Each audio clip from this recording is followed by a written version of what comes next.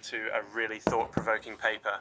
We'll be talking about a recent piece by Eric Walberg, the title, King Charles III or Henry IX, Gutting the Church of England. I know that grabs your attention, right?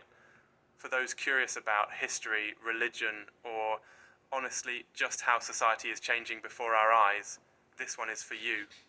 And as always, just a heads up, my aim here is to present the paper neutrally. I'm not endorsing Walberg's opinions, and I'm hoping to give you a fair, accurate sense of his arguments so you can make up your own mind. Academic work, after all, is about presenting insights to reflect on, not like offering absolute truth. So, take what resonates.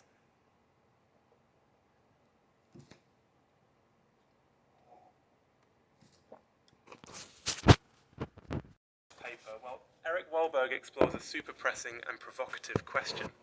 Is the Church of England gutting itself by embracing progressive reforms like blessing same-sex unions?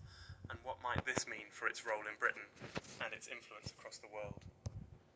The problem is significant because the Church of England is one of the planet's oldest, most storied religious institutions, with deep tangled influence in British identity, global Anglicanism, and, let's be honest, a piece of Britain's DNA. But now its place as a moral and cultural authority is being directly challenged, from inside by reformers and from outside by global Anglican churches, especially those in Africa and the so-called global south. It's a kind of identity crisis in real time. So what does Walberg actually say? Let's summarize the main arguments and findings so you don't have to read the whole thing, unless you really love dense political religious writing, in which case be my guest. Walberg opens by talking about the fallout from gay-lib, as he terms gay liberation, within the Anglican Church. He points out that after the Church of England's General Synod voted to allow priests to bless same-sex couples, there was a dramatic backlash. 12 Anglican archbishops from other parts of the world said they no longer considered the Church of England their mother church. That's a huge historical rupture.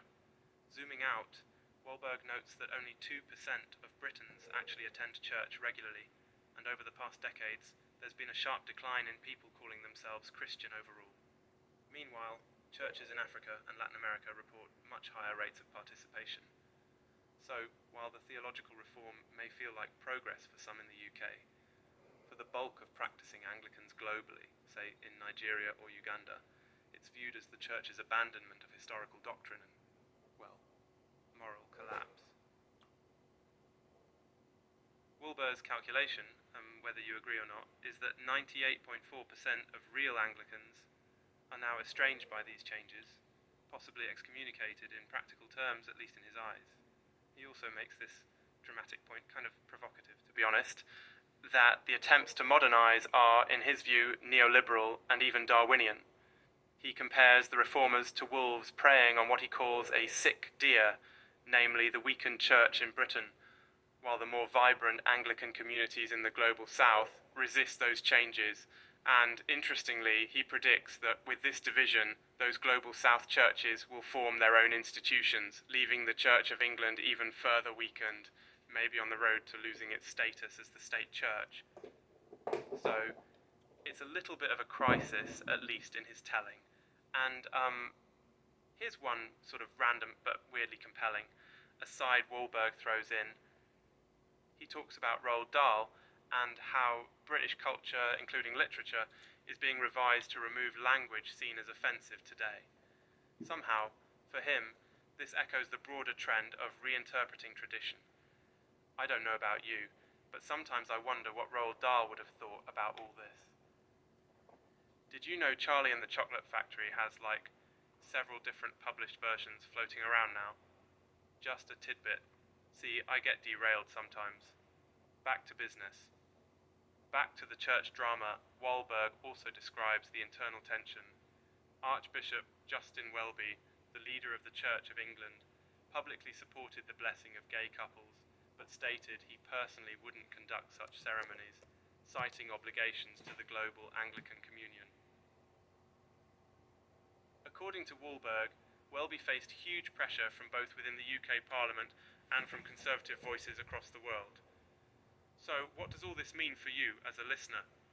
Walberg's takeaway is that these church reforms, instead of creating wider inclusion, may end up splintering religious communities, maybe even accelerating the decline of public religion in Britain itself. For people in the UK, it could mean weakening the already fragile sense of national religious identity. For Anglicans abroad, it might fuel growing independence and efforts to define faith and tradition in new, locally resonant ways. For non-Anglicans, it's a reminder that social changes ripple far beyond where they start, and that efforts to modernize institutions can have unpredictable, sometimes counterproductive results.